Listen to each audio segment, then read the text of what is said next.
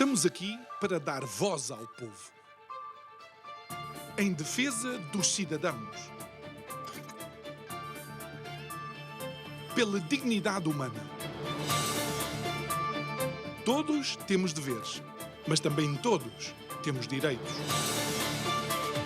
Será que existe justiça? Isto é o povo a falar.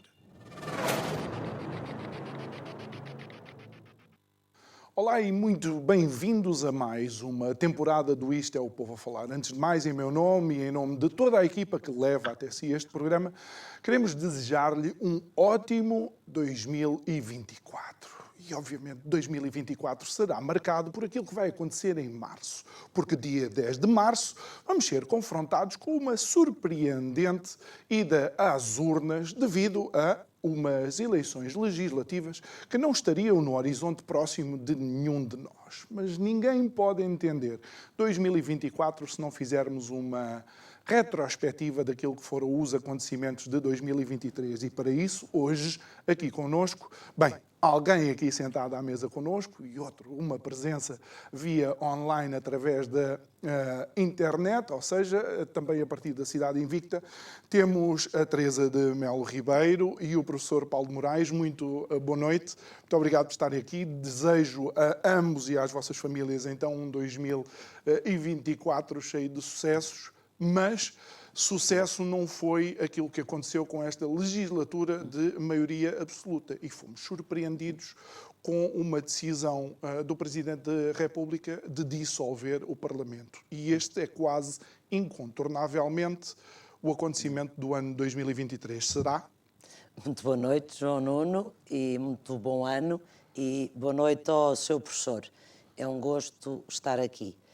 Embora as razões não sejam as melhores, porque quando o tema do programa é os principais acontecimentos de 2023, de facto, em Portugal, os acontecimentos foram quase todos negativos. Embora eu gostaria de dizer que houve, para mim, um acontecimento extraordinário que eu reputo de positivo, que foi a demissão do Primeiro-Ministro.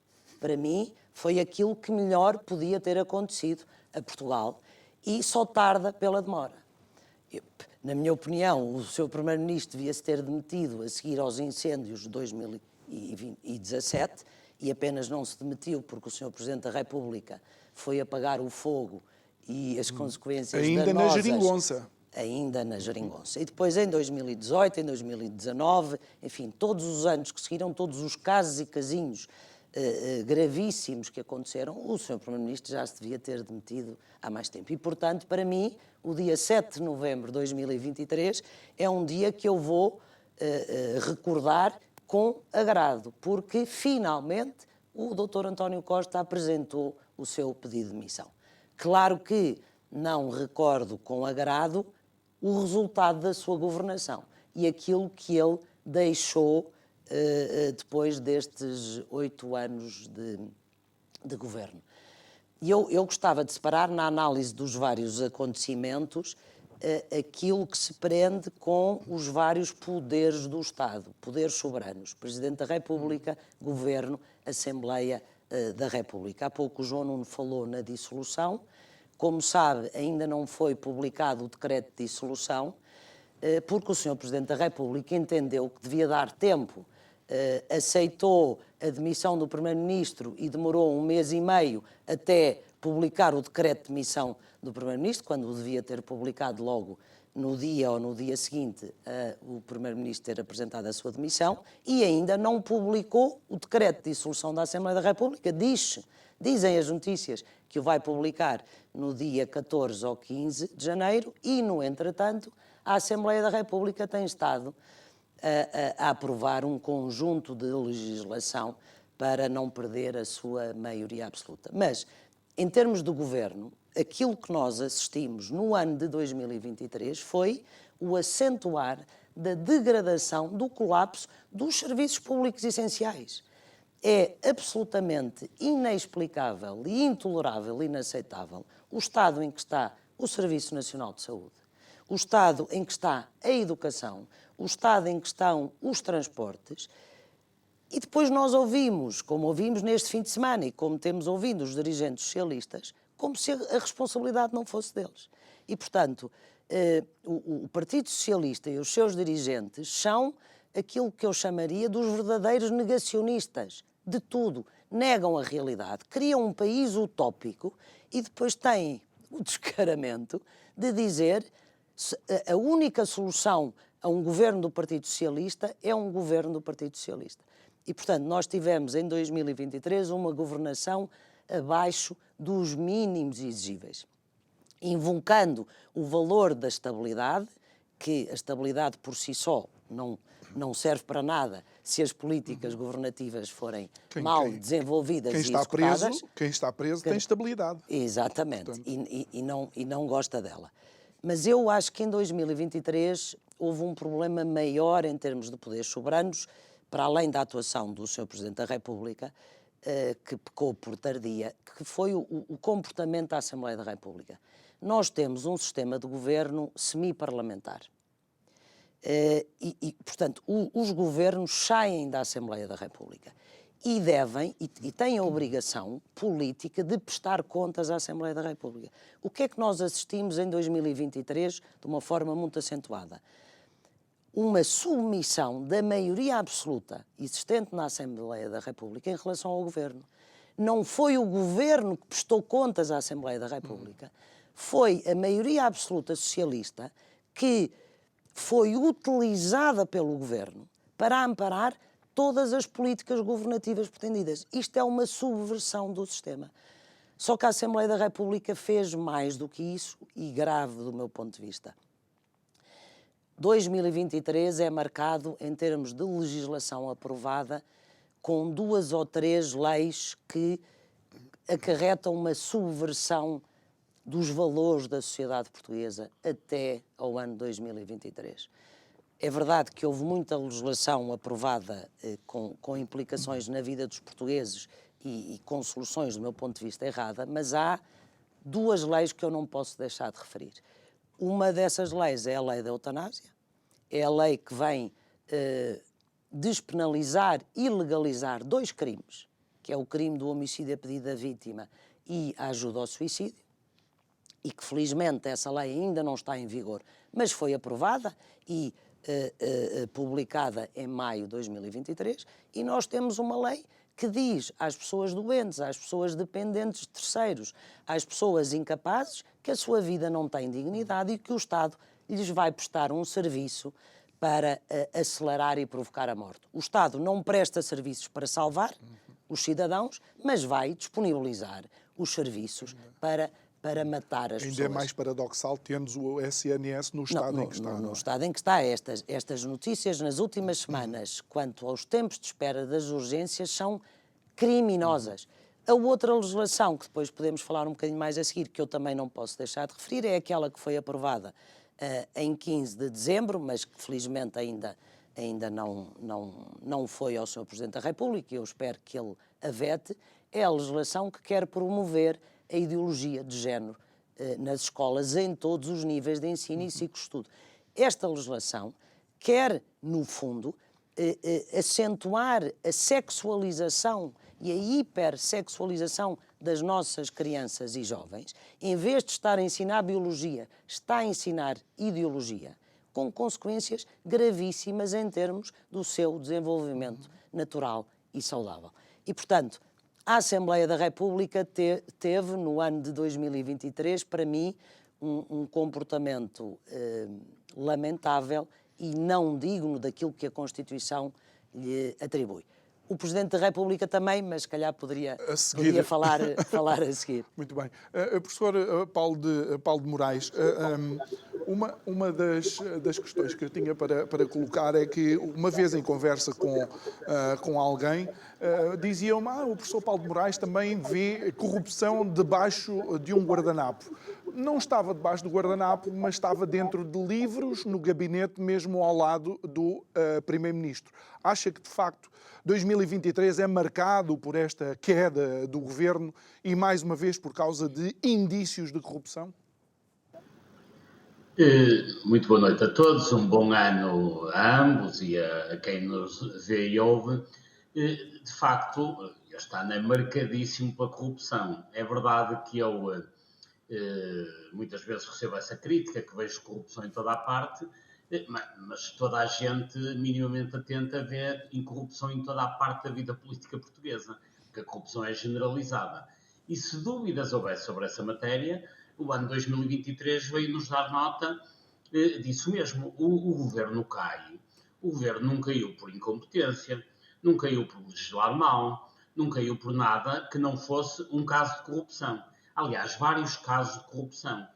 O governo de António Costa caiu na sequência de um inquérito que tem a ver com ele, que tem a ver com o seu maior amigo Lacerda Machado, que tem a ver com o seu chefe de gabinete Vítor Scária, e mais não bastasse, chegaria o facto de ter encontrado 80 mil euros em dinheiro no gabinete do chefe de gabinete do primeiro-ministro, para que o primeiro-ministro, com o mínimo de vergonha, se demitisse.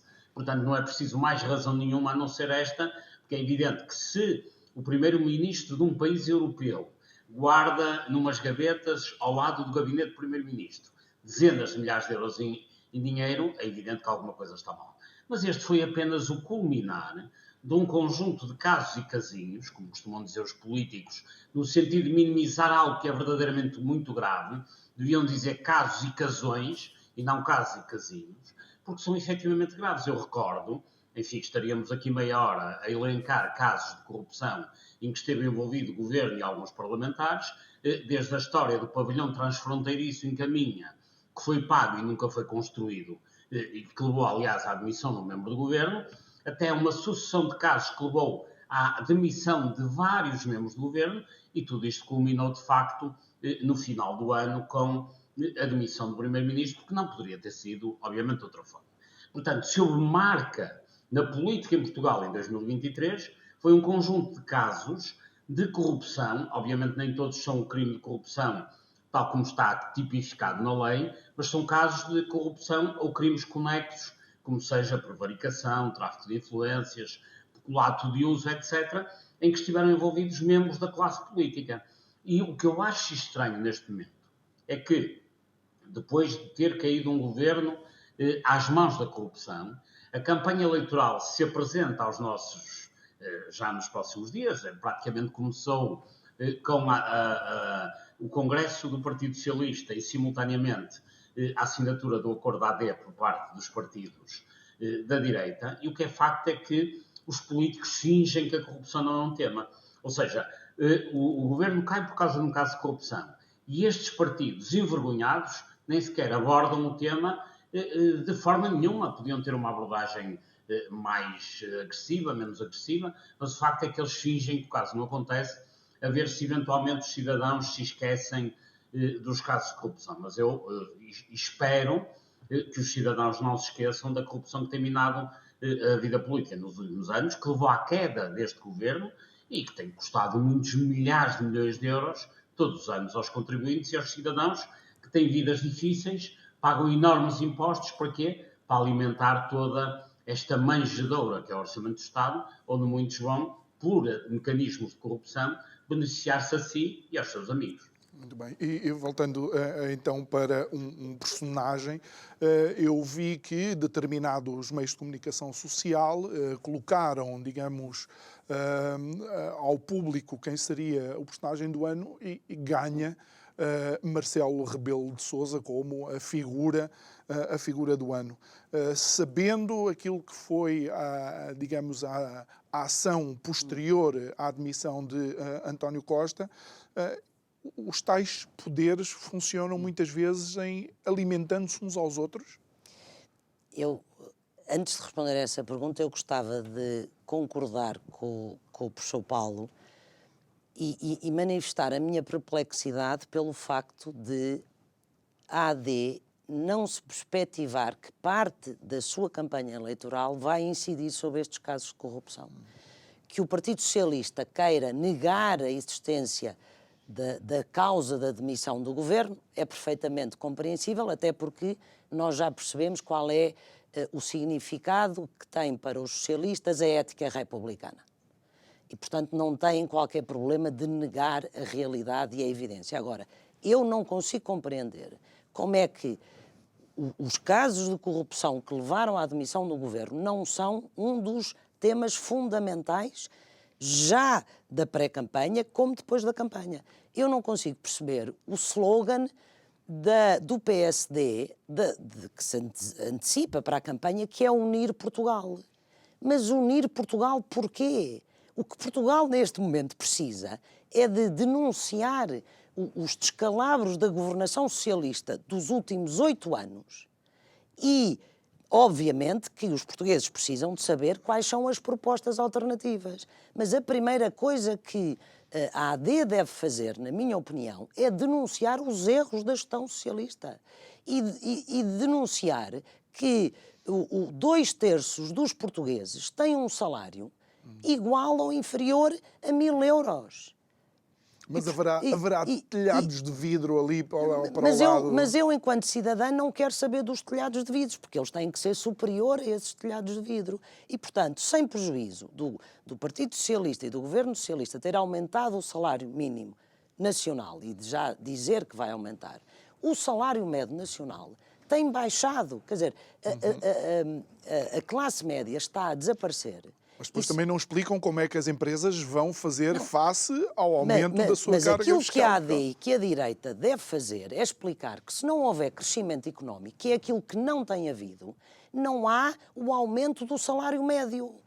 E, portanto, o aumento do salário mínimo, que em muitos casos é justo, não pode ser desligado da defesa de um crescimento económico. E, portanto, o que neste momento é preciso não é unir os portugueses, é denunciar os erros e a corrupção e a incapacidade de ter medidas adequadas para um crescimento do país no lado socialista e não dizer que é preciso unir os portugueses. Mas qual é a responsabilidade de Marcelo? A responsabilidade é enorme. Aliás, uma das coisas muito negativas que eu vejo no ano 2003 é 23. estes...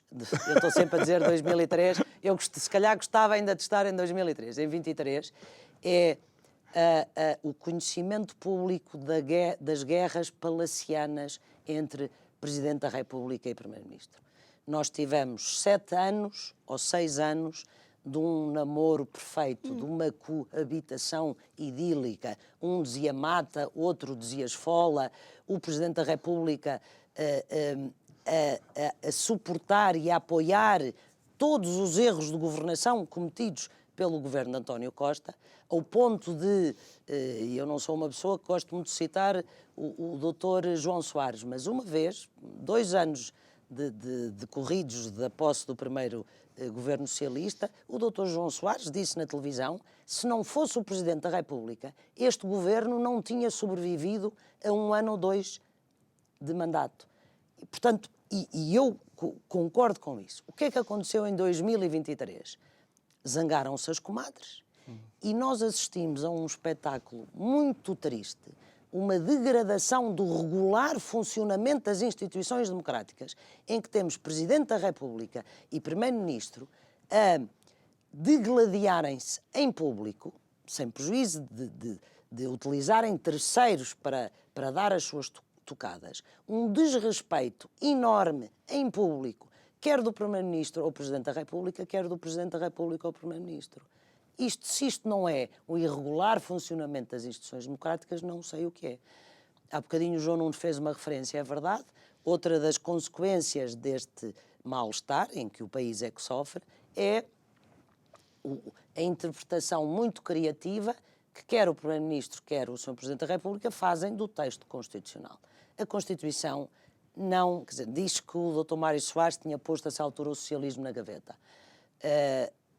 Os titulares dos órgãos de soberania puseram a Constituição na gaveta e está fechada a 7 chaves.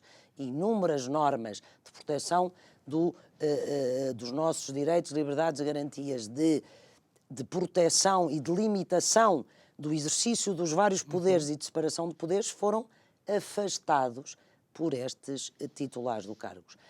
O Sr. Presidente da República é muito responsável por isso, porque o artigo 6 daquela Carta de Direitos... Mas isso é outra vertente, que é os governos socialistas e sociais-democratas na Europa estão cada vez mais propensos a limitarem a nossa liberdade de expressão e a tentarem controlar aquilo que é dito e, sob a aparência da defesa do direito a não utilizar um discurso de ódio, querem limitar a nossa liberdade de expressão, porque assim é a única forma de limitarem a nossa liberdade de funcionamento. E, infelizmente, indo ao quarto poder, que ao lado do poder legislativo, governativo e judicial, é o poder da comunicação social, infelizmente, em 2023, nós continuamos a ver uma comunicação social, obviamente com exceções, da qual o João Nuno é uma delas, e há um ou outro jornalista que é exceção, completamente subserviente ao poder político, meros transmissores da propaganda e das narrativas oficiais, sem questionarem o governo em relação às suas medidas. Nós vimos nestes últimos tempos, repetindo o que aconteceu no passado, uma reação vigorosa dos socialistas contra o Ministério Público, e não é novidade. Independentemente dos erros ou não erros que o Ministério Público, como qualquer poder, possa ter cometido, já houve uma personagem famosa da nossa história que disse: quem não tiver pecados, que atire a primeira pedra. Ora, nem o poder legislativo nem o poder governativo são isentos de pecados e, portanto, podem criticar o Ministério Público. Mas o que é o facto é que nós sabemos que há uma tentativa de condicionar o exercício do Ministério Público. E, em termos de serviços prestados pelo Estado, ao lado do descalabro do Serviço Nacional de Saúde, ao lado do descalabro da educação, quer dizer, nunca as escolas estiveram tão más, nunca os resultados foram tão maus, ao lado do descalabro dos transportes, eu há pouco não o referi, mas é importante referir, a justiça está completamente a regredir em termos do seu funcionamento. E o governo não quer que a justiça funcione. Porque se a justiça funcionar, o seu poder é ou pode ser posto em causa. E quando o Ministério Público, que supostamente... O poder do governo. O poder do governo, quer dizer, o poder do governo, autoritário... De qualquer governo, ok. De qualquer governo. Okay. Mas, obviamente, que os governos socialistas o cenário de 2024 é muito mau se, porventura, o Partido Socialista ganhar outra vez, porque nós agora vamos ter um primeiro-ministro que não só é partidário da aliança com a extrema-esquerda, como foi o ideólogo dessa aliança. E, portanto, nós vamos ter políticas de esquerda e extrema-esquerda, e as políticas de extrema-esquerda são políticas totalitárias. Não são sequer autoritárias, são totalitárias. E, portanto, naturalmente que governos autoritários e totalitários não querem cidadãos independentes, não querem cidadãos que pensam, não querem justiça onde os cidadãos... Instituições soberanas. E tudo isto agravou-se em 2023. O professor Paulo de Moraes, sendo o professor também alguém que no exercício da sua liberdade de expressão tem denunciado alguns casos e depois ter que responder a esses casos também na Justiça, acha que esta tentativa de imediatamente instrumentalizar o Ministério Público ou culpar o Ministério Público pela queda deste governo demonstra que, de facto, há uma tentativa de criar um regime ao qual os partidos políticos ou quem está no poder não presta contas? Eu acho que as críticas que têm sido feitas à Justiça na sequência da queda de governo são, na generalidade, inadmissíveis, porque o Primeiro-Ministro demite-se porque o chefe de gabinete tinha lá umas dezenas de milhares de euros no seu gabinete. E a menos que tenha sido um procurador ir lá colocar o dinheiro, aquilo que eu não acredito, o Ministério Público não tem culpa disso. Aliás, em democracia, quer o Poder Executivo, quer o Legislativo, quer o Judicial, são todos, obviamente, podem ser alvo de críticas, não tem problema nenhum. Em democracia tudo se critica. Mas quem deve criticar são os cidadãos, os comentadores, os jornalistas, os opinadores, podem criticar tudo e todos.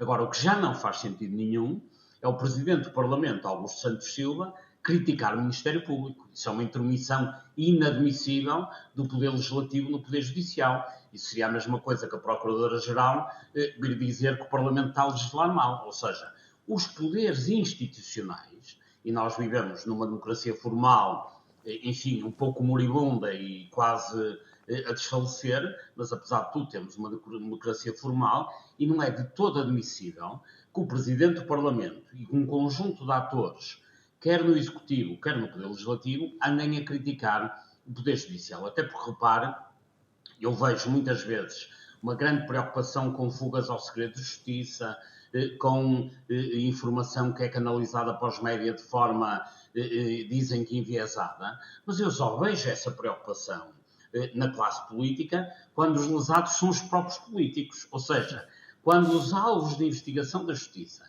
são os políticos preocupam-se muito com isso.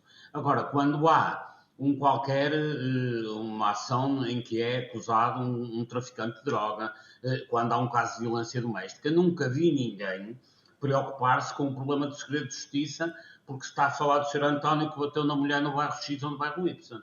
Portanto, se querem realmente uma justiça completamente secreta, bom, isso é melhor ir para uma ditadura. Em democracia, é evidente que os atos da justiça, muitos deles são conhecidos. O segredo de justiça, no meu ponto de vista, deve, aliás, constituir exceção. Só deve haver, em minha opinião, segredo de justiça em casos que tenham a ver com a intimidade das pessoas, questões que tenham a ver com a vida e com a morte, com a sexualidade, com a intimidade. Tudo o resto, no meu ponto de vista, a regra deve ser uma justiça que é escrutinada em permanência e sendo escrutinada em permanência por uma área de razão, quando os envolvidos em casos de justiça, nomeadamente em casos de corrupção, são políticos, é fundamental que os cidadãos tenham acesso a essa informação. E já agora deixem-me dizer, muitas das vezes os políticos vêm-se criticar porque os casos vêm para público, para a praça pública, para a imprensa, para as televisões, etc. Quando os casos são casos suficientemente claros e de tal maneira falsos que os políticos se possam defender, eles têm uma forma muito simples, que é vir à mesma comunicação social dizer isso é falso. E, naturalmente, depois defender-se em tribunal. Mas eu nunca vejo isto, ou raramente vejo esta atitude, por parte dos políticos. Normalmente, em vez de virem negar aquilo que são acusados, vêm dizer, depois a justiça, vamos ver o que acontece. E quando qualquer ator político é acusado de ter estado envolvido num ou noutro caso de corrupção, de tráfico de influências, em alguma moscambilha, permita-me a expressão, tem uma forma muito simples de dirimir este problema, que é dizer, isso é falso, como irei provar em tribunal. E, infelizmente, normalmente os políticos defendem-se dizendo a justiça irá julgar isto, sabendo eles naturalmente que os casos são obviamente muito demorados e, portanto, é uma forma de alguma maneira, usufruírem daquilo que socialmente se diz que é a presunção de inocência, mas, do meu ponto de vista, não há presunção de inocência nenhuma quando os casos são patentes e se vê que, obviamente, há ali história que depois, naturalmente, mais tarde poderá ser ou não provada na justiça. Mas não é pelo facto de um político não ser condenado num caso de tráfico de influências que o tráfico de influências não deixa de existir. Exatamente. E o escrutínio dos cidadãos sobre esse comportamento dos políticos, que passam uma parte substancial da sua vida a meter cunhas, a fazer favores, a arranjar taxas para os amigos, a conseguir financiamento partidário, a troca de determinados favores com obras do Estado. Isso, obviamente, deve ser denunciado pelos cidadãos e, naturalmente, quando é caso que está a ser alvo do crivo da justiça, também deve ser, obviamente, noticiado e é importante que seja, porque, repare, em todos estes casos que nós vimos assistindo, são uns atrás dos outros, raramente aparece um político a dizer não, isso é mentira, isso nunca aconteceu. Não, o que eles normalmente dizem, isso se calhar é verdade, mas provavelmente não é crime, portanto eu talvez me safe. Temos que acabar com este tipo de situação, porque é isto que descredibiliza, obviamente, a política. O que descredibiliza a política não é os casos serem conhecidos. O que descredibiliza a política é os casos acontecerem de facto. Eu lembro-me até de uma famosa herança, uns dinheirinhos que a minha mãe recebeu, que ainda hoje está por se comprovar. Teresa, vamos ver alguma coisa boa em 2023 ou ainda queres acrescentar? Depois ainda temos mais tempo para... calhar, antes de ir às coisas boas, eu gostava de fazer uma outra referência a coisas más que aconteceram, quer em Portugal, quer lá fora. Em Portugal, há pouco não referi, e eu devo dizer que me preocupa, e não sou só eu que me preocupa, mas uma coisa má foi a conclusão e finalização da extinção do CEF. E isso está a ter consequências em Portugal. Aquilo que tem vindo a público e que tem saído nos jornais é que não há um mínimo de controle nas nossas fronteiras, que há entrada livre quase e que online conseguem-se as autorizações de residência ou os vistos para entrar sem ninguém controlar o que quer que seja. E nós já estamos a assistir, inclusive na Europa, até mais contrária a estas ideias, alguma preocupação e a necessidade de estabelecer políticas legislativas migratórias com algum controle. Eu, no outro dia, até li no jornal que a Comissão Europeia estava preocupada com os acordos que existiam em Portugal com os países da CPLP.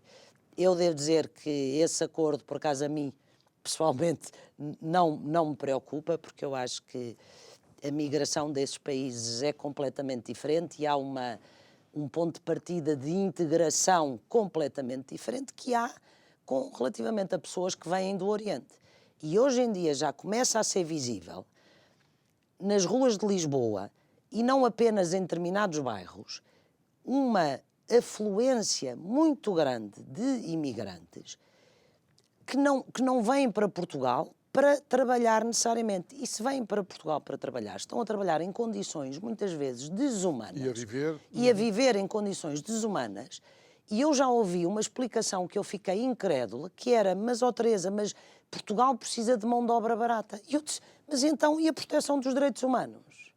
Quer dizer, há grandes arautos defensores dos direitos humanos, mas como se precisa de mão de obra barata, então os direitos humanos para estas pessoas já não percebem, já não têm uma preocupação. Ora, em termos de proteção dos próprios direitos das pessoas, como em termos de segurança do país, 2023 é um marco. Vamos ver o que acontece no futuro. Mas eu, internacionalmente, gostava de referir 2 ou 3 acontecimentos que para mim são muito negativos. Por um lado, porque aconteceu em 2023, foi o ataque e o assassínio desenfreado e inacreditável que o grupo terrorista Hamas fez em Israel. Eu conheço pessoas que viram, eu vi algumas imagens em alguns programas internacionais, mas eu conheço pessoas que viram as imagens filmadas dos atos completamente bárbaros que nós pensaríamos que no século XXI não existiam, das mutilações, das decapitações, das violações que aqueles homens fizeram aos israelitas. E, portanto, é absolutamente indesculpável como é que pode haver alguém que tenta equiparar o Hamas ao governo de Israel e que defende os atos praticados pelo Hamas. E, para mim, uma das grandes consequências, para além da perda das vidas dos israelitas, foi a onda e o movimento e o ressurgimento do antissemitismo pela Europa fora e pelos Estados Unidos.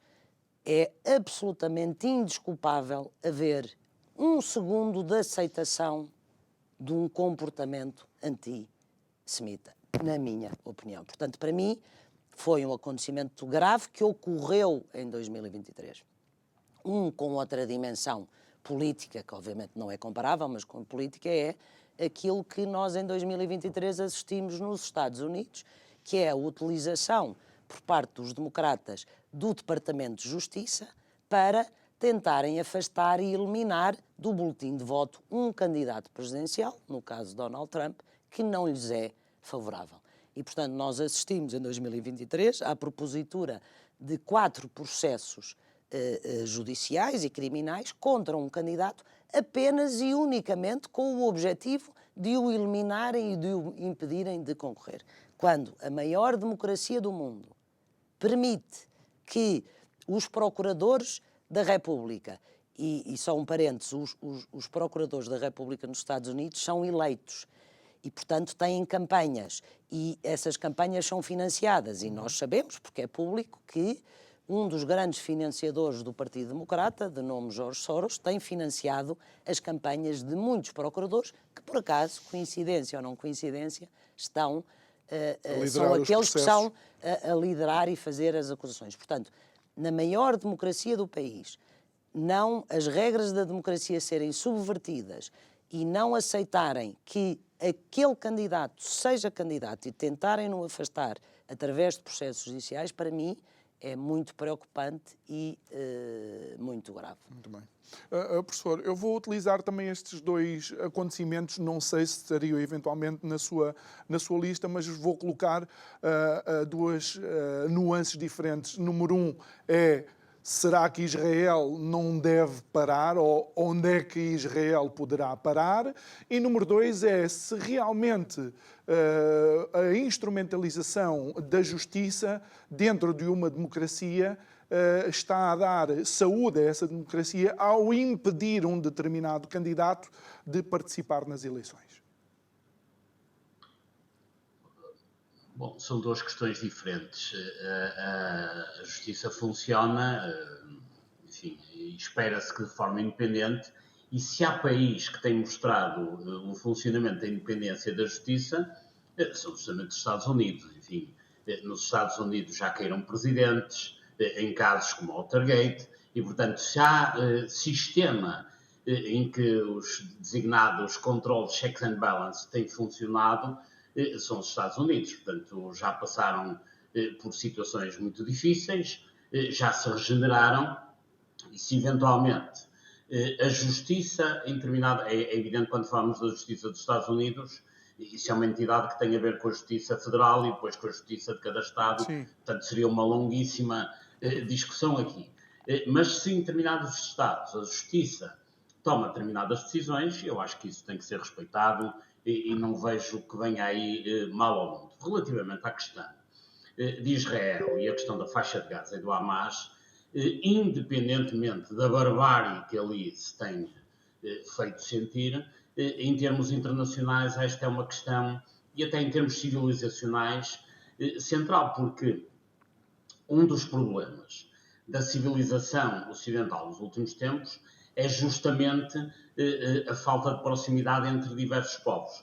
É evidente que Israel, quando foi constituído como um Estado com base, digamos, num povo, o que é evidente que logo à partida faz com que afaste, e ainda hoje se exista essa vontade de criar dois Estados para povos diferentes, mas a essência da democracia não é essa. A essência da democracia é que no mesmo espaço podem viver católicos, muçulmanos, cristãos, etc, etc.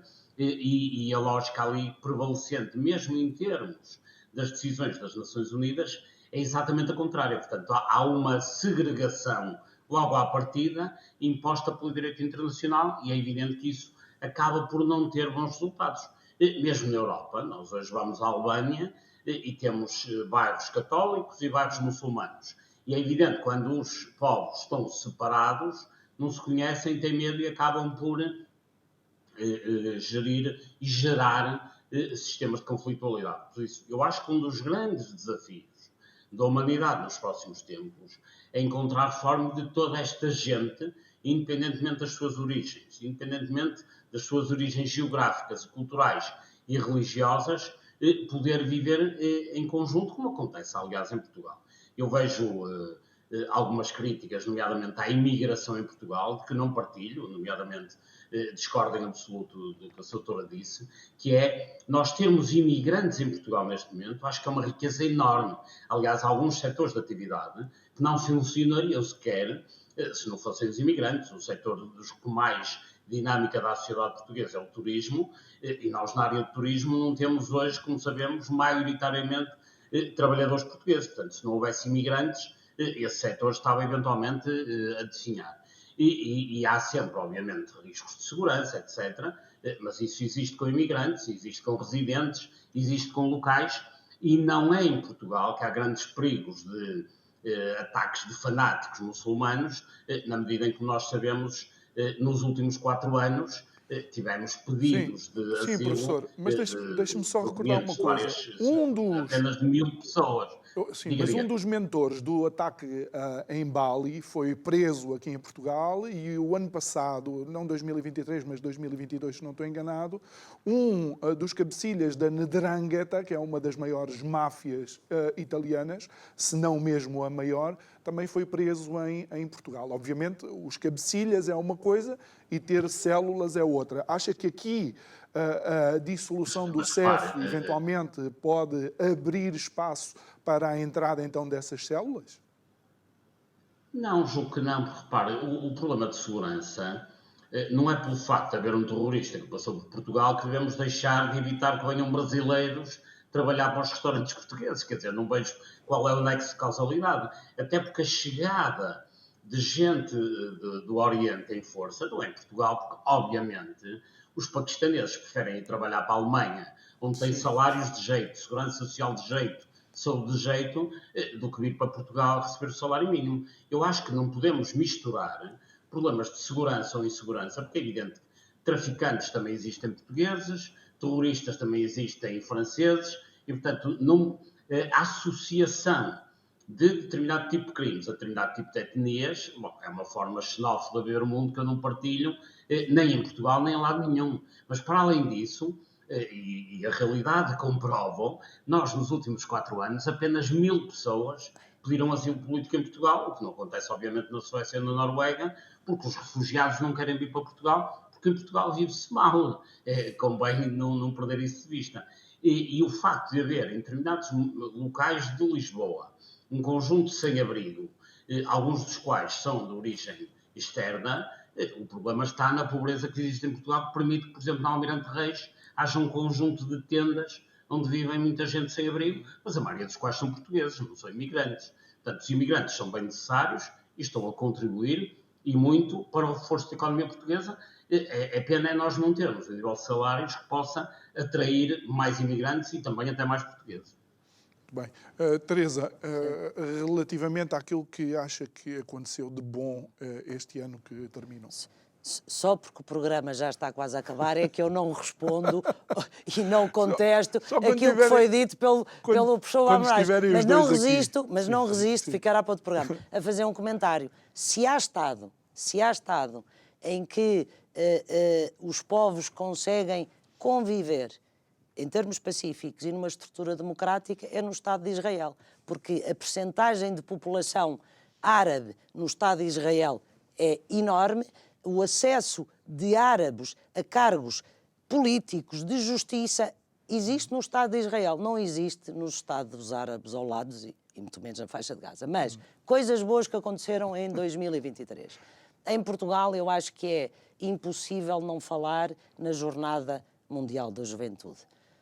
Não só e não principalmente pelo modo organizado e eficaz e eficiente como a mesma ocorreu, que obviamente é importante, mas principalmente para mim pela demonstração de que existe esperança no futuro da humanidade. Porque ver 1 milhão e tal de jovens, ou de pessoas de todas as idades, em que dizem Cristo é uma presença fundamental na minha vida, que Deus é aquilo que dá sentido à minha vida, e estarem com alegria, com boa disposição, com um relacionamento de uma humanidade, isso sim, de uma humanidade com respeito pelo outro, apesar da diferença ou pela diferença, foi um espetáculo absolutamente extraordinário. Eu devo dizer que o que eu mais gostei foi andar no meio da rua, no meio das pessoas, centenas de milhares de pessoas,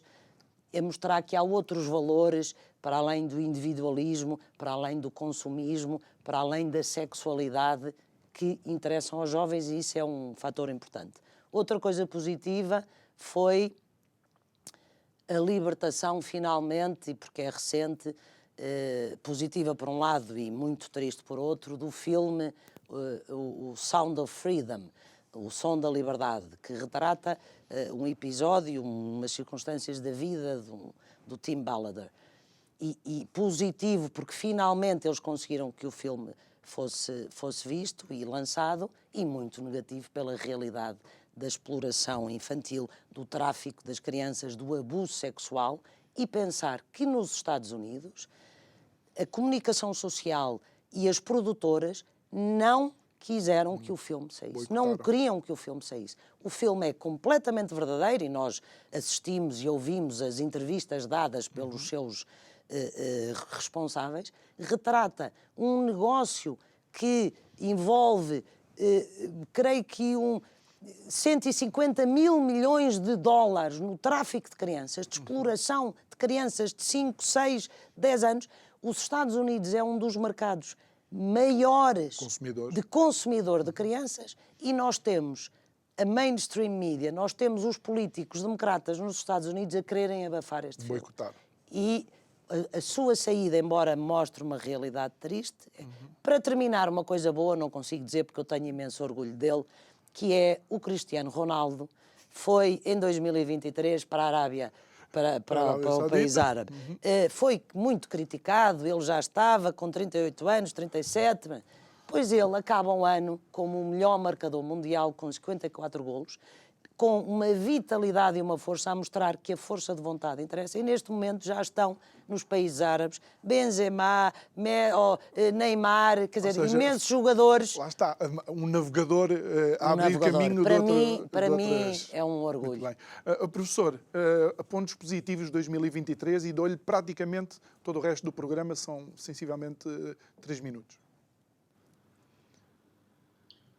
Eu, relativamente a 2023, enfim, daria uma nota, apesar de tudo, de algo que tem ocorrido positivo em Portugal, que não tem tanto a ver com a política, digamos, de governo, mas tem a ver com a política das autarquias, que de uma forma progressiva, e também com algum apoio do governo, para sermos justos, tem aumentado o nível de gratuitidade dos transportes públicos. É evidente que isto tem mais reflexos nas áreas metropolitanas do que no resto do país, até porque no resto do país, no interior em particular, não há transportes públicos sistemáticos. Mas, em particular, na área metropolitana do Porto e de Lisboa, nós notamos um esforço, quer das áreas metropolitanas, quer das câmaras de Persi, no sentido de progressivamente irem tornando os transportes públicos gratuitos. Primeiro para os miúdos abaixo de 16 anos, depois para os menores de 23, depois para todos que andam na universidade. Isso cria uma dinâmica muito positiva nas cidades, em primeiro lugar, quer do ponto de vista ambiental, mas sobretudo também, para além do ponto de vista ambiental, do ponto de vista social, do ponto de vista da segurança, porque nós sabemos que nas áreas metropolitanas, como no Porto e Lisboa, quanto mais gente anda a transportes públicos, para além de evitar o stress, o trânsito, etc., há toda uma criação de cidade e de maior segurança, de maior civilidade, e esse é um aspecto que 2023 acentuou, graças ao esforço de muitos autarcas e também, diga-se em abono da verdade, a um esforço do próprio governo. Muito bem. Professor Paulo de Moraes, Teresa Melo Ribeiro, muito obrigado por terem estado aqui connosco. Eu tenho a certeza absoluta, quando pudermos estar fisicamente todos aqui em estúdio, a conversa vai ter uma outra dinâmica, até porque é bom estar com pessoas que têm uma visão diferente dos acontecimentos, mas que argumentam de uma forma civilizada e educada relativamente a esses argumentos, que é o que se tem perdido também, infelizmente, na política. Obrigado mais uma vez. Obrigado a si que nos acompanhou neste regresso do Isto é o Povo a Falar para mais uma temporada. Eu não quero finalizar sem eu próprio dizer aquilo que foi um momento positivo do ano que termina. O momento positivo do ano que termina foi para mim, João Nuno Gomes de Gouveia Pinto, o Sporting acabar o ano em primeiro lugar no Campeonato Nacional de Futebol e começar 2024 também em primeiro. É uma coisa que não estamos habituados. Olha, o resto de uma boa noite e amanhã contamos consigo para mais uma retrospectiva. Boa noite. Obrigado.